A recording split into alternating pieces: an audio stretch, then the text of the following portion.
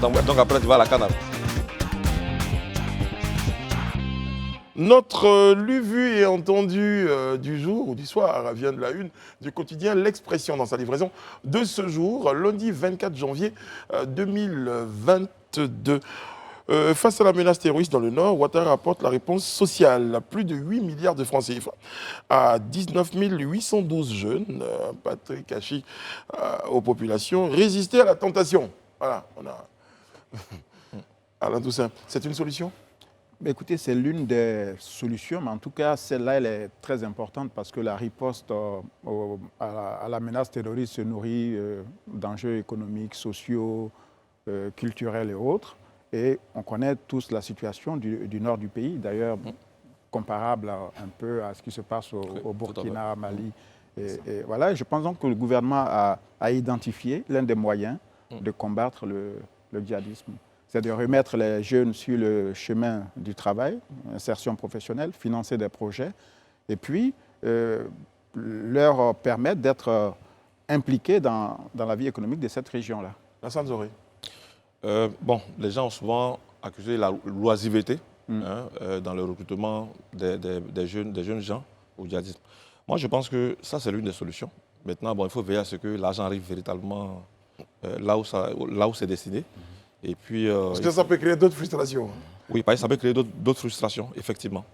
Parce que ce qu'on a entendu dire, c'est que dans le nord de la Côte d'Ivoire,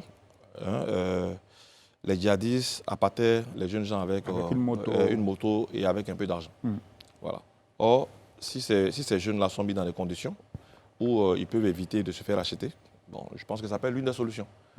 Bon, ça n'empêche pas quand même que la sécurité au niveau militaire soit vraiment assurée. Très bien. Parce que, Élisée, on ne l'a pas suffisamment dit dans le cas du Burkina ou dans d'autres pays.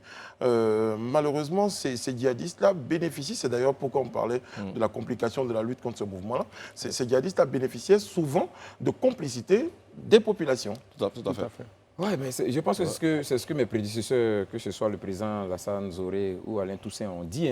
Effectivement, ceux-là, ils se nourrissent un peu de la situation, de la situation sociale des populations, en fait.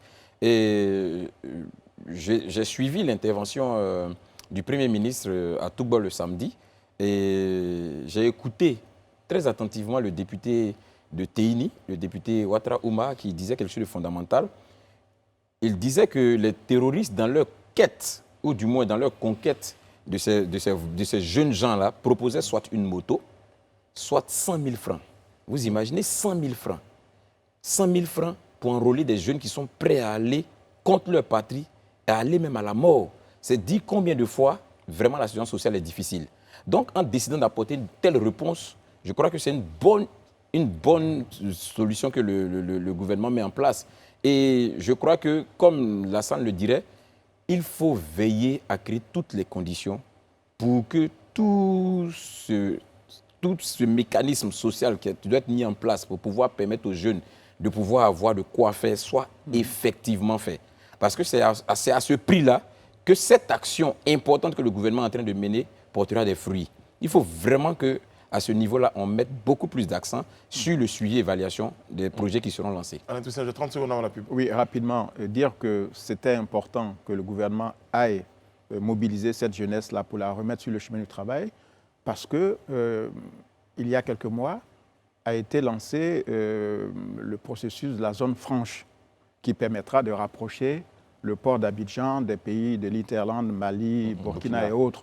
Donc on ne peut pas mettre une telle infrastructure économique sans sécurité.